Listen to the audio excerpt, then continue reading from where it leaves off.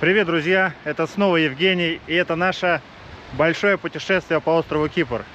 За кустами совершенно новая, элитнейшая территория, совершенно грязный пляж с кучей хлама, с какой-то тумбочкой под кустами и столом. Итак, сегодня мы начинаем с гробниц и идем вот туда.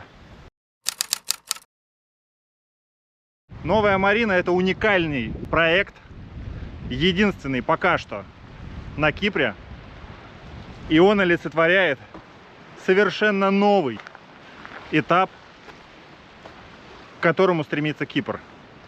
И сейчас я тебе подробно расскажу, что это такое.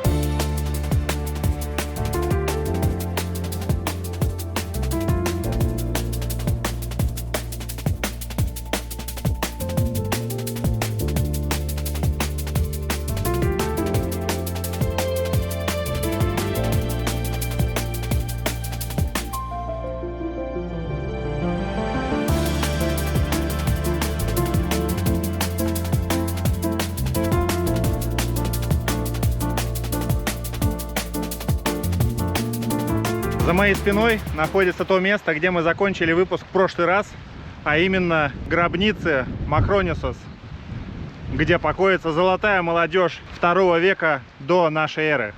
Прошлый выпуск был посвящен контрастам, на которых стоит и выросла Айia-Напа. Посмотри.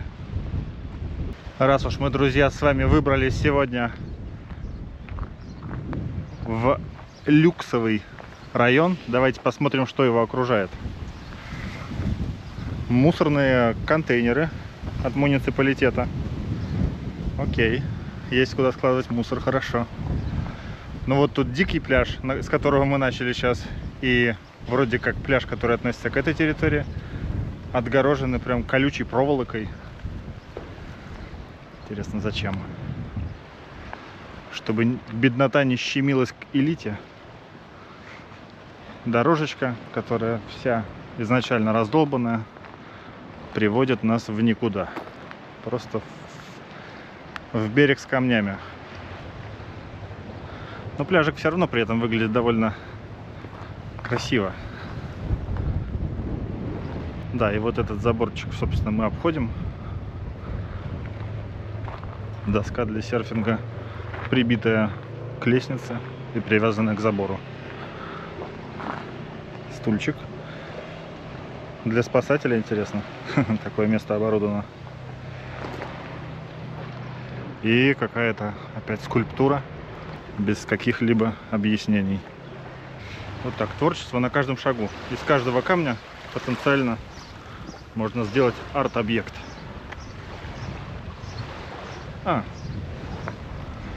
Тут есть вот такой проход. Беднота прогрызла. Ну что ж, и мы по тропинкам бедноты пойдем изучать элитный сектор. Итак, выбираемся на культурную дорожку. Надпись на берегу доброжелательно нас приветствует. На территорию Новой Марины. В прошлом выпуске у нас была старая Марина. В этом выпуске у нас новая Марина. Вот и посмотрим, в чем разница между тем, как строили Марины раньше и теперь. Но на самом деле все очень культурно. По крайней мере, пока. Велосипедные дорожечки, клумбы, которые живописно и разноцветно цветут, хвойные деревья, которые дают мягкую, приятную тень. Но это здание само тоже дает нифиговую такую тень. Этот проект Кипр сделал для того, чтобы привлечь инвестиции к острову, привлечь публику, скажем так, из высоких сословий, богатых людей, короче. Так прямо и заявлено в открытых источниках. Стоимость всего проекта, а что он в себя включает, мы сейчас как раз и узнаем, 300 миллионов евро. И это проект сотрудничества частный и государственный. Основным инвестором является египетский миллиардер Нагиб Савирис, или Саверис, глава Orascom Pyramids Entertainment, который объединил усилия с кипрским холдингом Кармандани Групп. А проектировала вот это здание и все остальные здесь американская компания Smith Group JJR. И эта компания, она специализируется на всяких таких сложнейших проектах. И, наверное, тем, кто крутится в мире архитектуры, она известна очень. И этот весь проект называется «Жизнь на воде». Тут есть множество разных заведений, кофейня. Все это кофейня, рестораны, магазины. И это сделано для того, чтобы привлечь туристов сюда, в том числе и зимой, чтобы сделать отдых круглогодичным на Кипре, чтобы экономика не была ограничена только летом. Высота этого небоскреба 100 метров. И весь ее прикол в том, что каждый следующий этаж поворачивается на 2,35 градуса, что в итоге делает вращение всей этой, так сказать, пирамиды здания на 180 градусов. То есть между первым и последним этажом разница 180 градусов. Это здание, оно прямо специально построено для проведения мероприятий. Тут проходят рейвы, проводят свадьбы, мероприятия. Короче, на аренду работает здание. Подсвечивается по-всячески. Вон можно увидеть фонарики разные. Довольно интересное здание. А внутри оно просто как холл. Пойдем заглянем. Просто как будто бы пусто. Посередине огнетушитель стоит. И все. Но выглядит массивно. Сразу несколько уникальностей этого проекта в том, что вон там впереди это гараж для яхт, сухой гараж. То есть можно яхту вытащить из воды и запарковать в сухом доке и хранить ее там зимой. Общая численность парк мест для яхт в этом яхт-клубе 600+. Вот там стоит огромная яхта, или не знаю, как сказать, катер, лодка в несколько этажей. И это целевой клиент, скажем так, этого комплекса. Также здесь есть искусственный остров, на котором выстроено, я не помню сколько, но можно отсюда посмотреть, виллы со своим яхт-парк местом. Но, как видно, он на самом-то деле процентов на 60 заполнен разными корабликами. Вообще этот проект в себя включает два здания вот такого формата, две башни. Ну давай, посмотри на это и скажи мне, что это не Luxury Life. Корабль нереальных размеров. Две башни, одна здесь, а вторая должна быть вот там. Но то, что вторая отсутствует, это не значит, что проект заморожен. Хоть он и начался в 2016 году, он, скажем так, строится этапами. По крайней мере, так написано. И просто до следующего этапа так и не дошло. Там есть фундамент, есть какой-то след того, что работа начата, но башня эта еще не выросла. Не знаю, когда она вырастет. Конечно же, на современном рынке наблюдаются очень нестабильные настроения в мире. Может быть, с этим тоже связано. Но это здание, я не знаю насколько, но оно заселено. Это жилые квартиры. На верхнем этаже продается пентхаус. Если я не ошибаюсь, то он стоит 5 с чем-то миллионов. Пойдем посмотрим, что тут есть, какие заведения. учитывая, что главная их затея была это привлечь сюда туристов, клиентов и зимой. Я не очень понимаю, как они собираются стартовать это все, потому что тут зимой все закрыто. И как будто бы не особо, даже до сих пор вот много что не работает. К сезону, конечно же, потихонечку начинают открываться все, но суть в том, что зимой тут можно просто прогуляться и все. Никаких тебе ресторанов. Сверху такая крыша, которая рассеивает свет солнечный и дает тебе возможность не запечься, когда тут сильно жарит. То есть сидишь, кайфуешь на террасе не под прямыми солнечными лучами.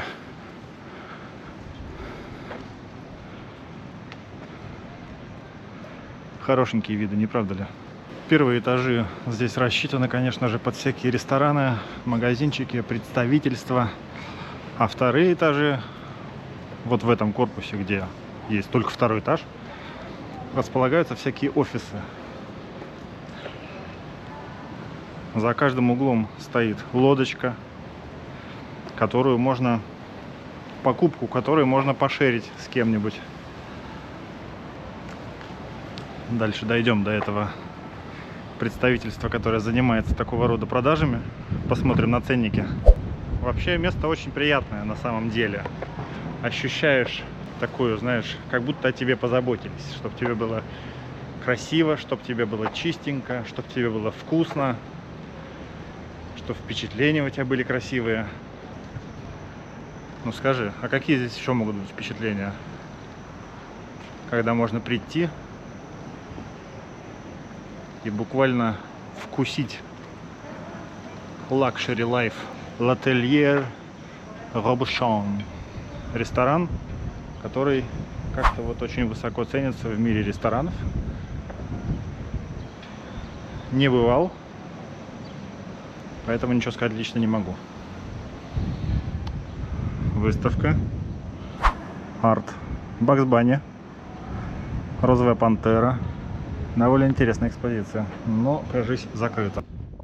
Сейчас мы выйдем с вами к этому искусственному острову, а по пути посмотрим, почем же можно купить лодочку, почем же можно скинуться на лодочку. Вот этот офис, возле него сразу же примеры стоят. Падель или падель корт, новенький, красивенький. Итак, ну, например, вот этот вот кораблик с двумя хорошенькими такими мощными моторами. Не вижу мощности, да и не важно. И смотрим. Полностью его можно купить за 38 плюс налог, а на 8 скинуться по 4 800. И в год ты можешь им пользоваться 6 недель. Есть подороже немножечко. Значит, 6 недель каждый год по 218 750 плюс налог на 8 человек. Полная цена 1 700 000. Вот такая история. Можно вот так вот покупать лодочки. Вот такой у них скромный офис со столами на улице. Покупать у них можно не только катера, прочие всякие штуки, которые связаны с отдыхом на воде. Я потяну, наверное, только на круг в виде фламинго. Так, и вот мы подходим к этому искусственному острову, на котором располагается, ну, насколько мне видно отсюда, я думаю, здесь примерно 20 вилл. Посмотрим, можно ли туда вообще пробраться. Так, некая проходная. Вот где вырастет следующая башня. Но пока только фундамент стоит. Идем на искусственный остров. Можно издалека посмотреть на весь этот прекрасный комплекс. Вообще приятно, когда, наверное, ты выходишь из своей виллы и прыгаешь не в тачку, а в яхту. И плывешь куда-нибудь на шопинг в Лимассол. Но, сдается мне, заморожено строительство не только второй башни, но и всех вилл, кроме одной. Вот это даже как будто заселена. По крайней мере, стоит машинка. Чё, пойдем посмотрим, как тут все выглядит изнутри.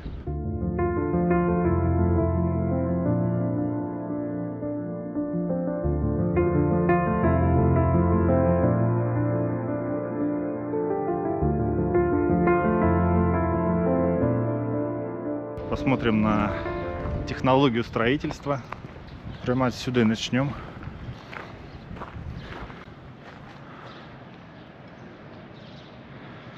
Все коммуникации проведены, кондиционеры стоят. Но, видимо, уже давно, потому что изоляция фундамента пластика уже отвалилась и уже от солнца просто рассыпается. Тут, по всей видимости, бассейн должен быть, который тоже порос уже водорослями. Да, видимо, заморозили уже давно и на неопределенный срок. Тут уже, вот, заселили уже. Вот они, местные жители. Голуби. Ну, прикольно так выглядит. Из дома вышел по такому мостику, спустился по лесенке и вышел к своей яхте.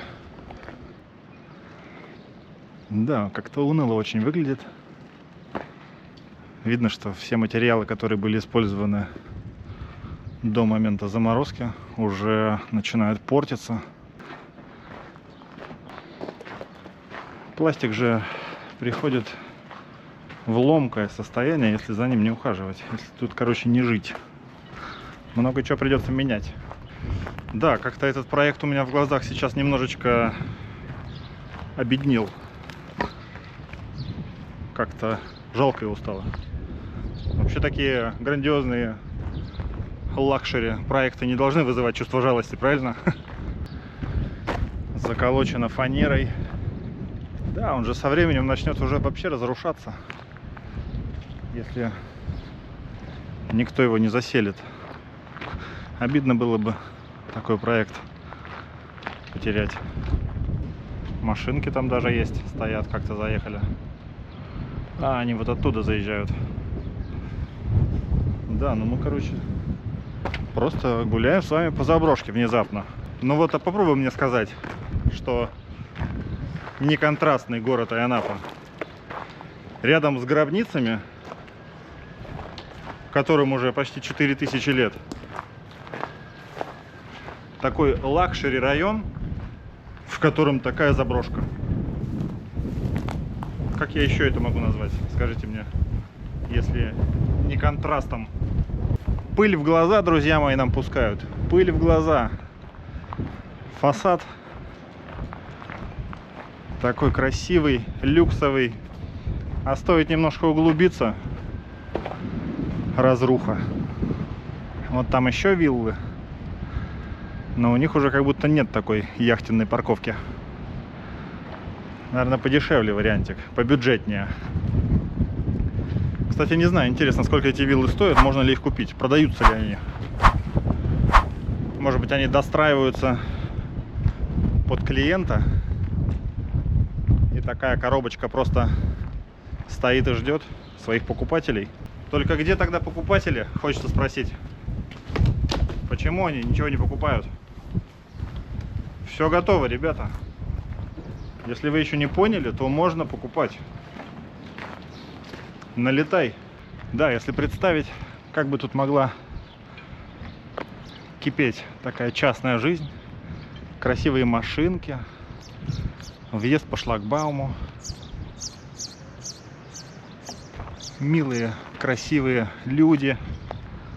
Хорошо одетые дети. Бегают, резвятся. Лужайки красивые. Цветные какие-нибудь.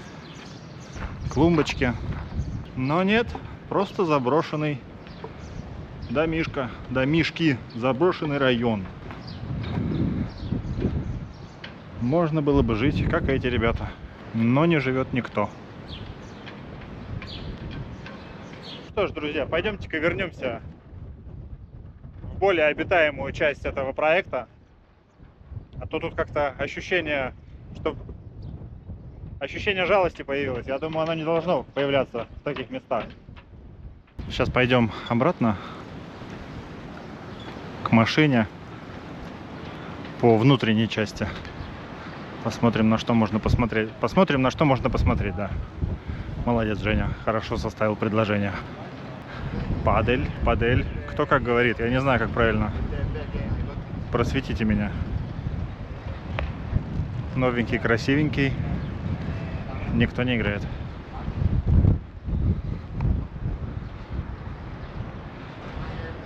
Да и, честно говоря, офисные здания выглядят здесь тоже немножко заброшенными. Как будто бы все красиво. Это как музей архитектуры. Все выстроено. Вроде и лодочки стоят. Но видно, что люди гуляют тут не местные. А местные, наверное, здесь же и не гуляют. Но все равно ощущение, как будто жизнь тут отсутствует. Как-то все выглядит довольно-таки заброшено. Нет, заброшено здесь неуместно. Не везде уместно слово заброшено. Но как-то безлюдно, необитаемо. Но виды, перспективы этой улицы, приводящие к этому небоскребику, выглядят прикольно.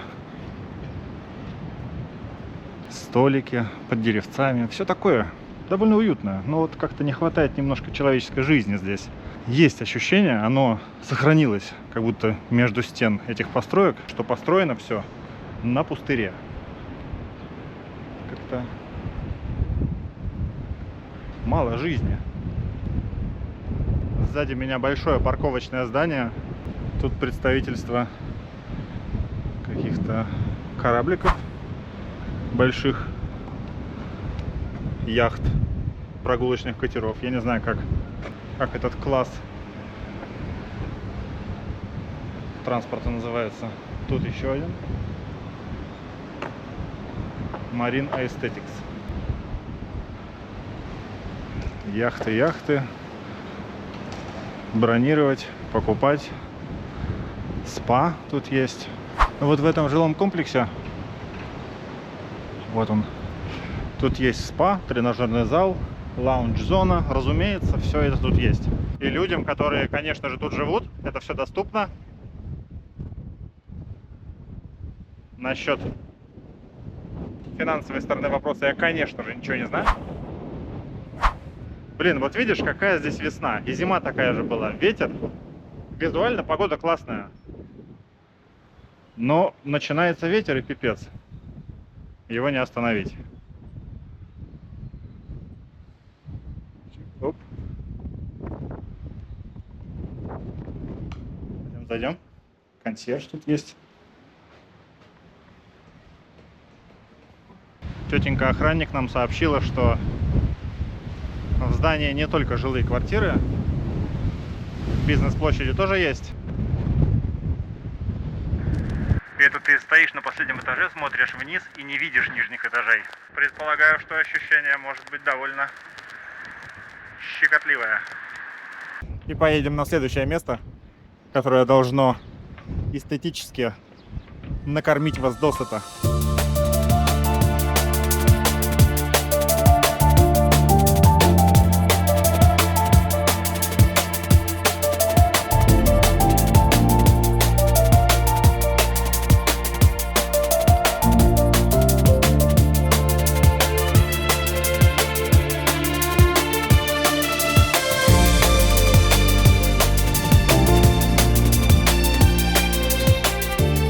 Итак, друзья мои, мы на следующей точке.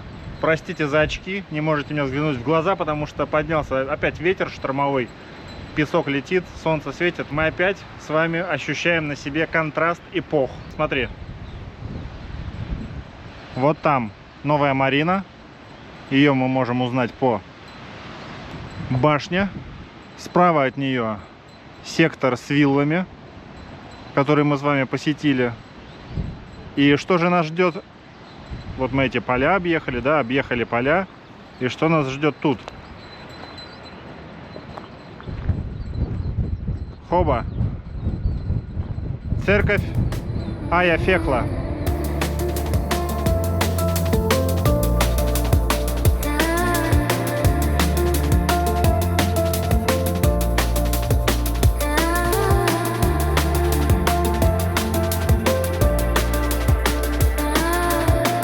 И она является одним из самых фотографируемых объектов Кипра. Почему, спросишь ты? Да я сейчас тебе объясню без слов.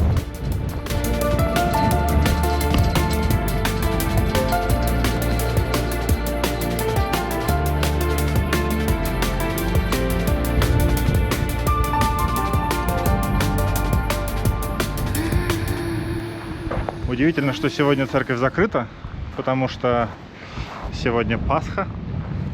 Службы были ночью. Я думаю, сегодня выходной. Тут у нас мозаика, сусальное золото. И, собственно, сама Ая Фекла. Так написано на греческом языке. У ее головы слева и справа. Это церковь первомученицы Феклы. И по преданию здесь находилось древнее поселение. И алтарь был под землей. Это такая двухуровневая церковь. Я так полагаю, сначала был алтарь под землей, а потом уже воздвигли саму церковь. Не знаю дат, но несколько веков назад. Пойдем посмотрим, что там за пещера, куда ходили все молиться. Ну, Ребзя, что не выпуск, то пещеры или гробницы. По преданию, то ли сама Ая Фекла, то ли это место является каким-то целебным. Говорят, лечили здесь в основном кожные заболевания. Тут и сейчас есть алтарь, смотрите-ка.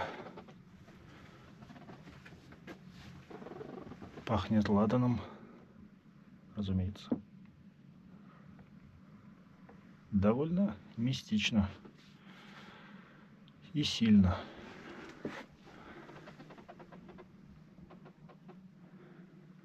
Удивительно. И это всего по прямой в паре тройки сотен метров.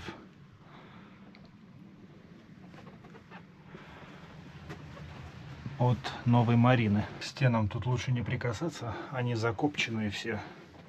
Из-за того, что свечи тут сколько веков горели. Никто их явно не чистил. Ой, как мило. Сердечко.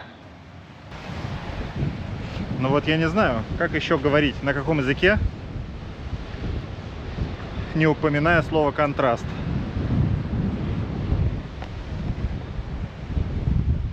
Церковь и Новая Марина сразу за ней, а тут пещера. Как тебе такой общий кадр? Разброс эпох. Слушай, а пойдем пройдемся. Вот там есть остров. Остров Святой Феклы.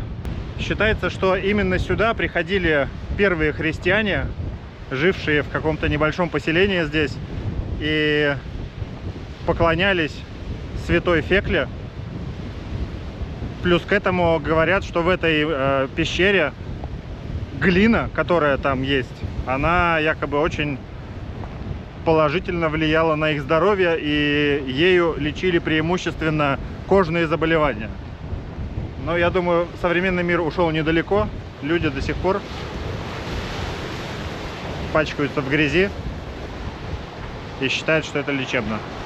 Мало чего изменилось. Смотри, какая буйная вода здесь. В древности считалось, что вот этот остров, вот он там, его назвали остров Святой Феклы.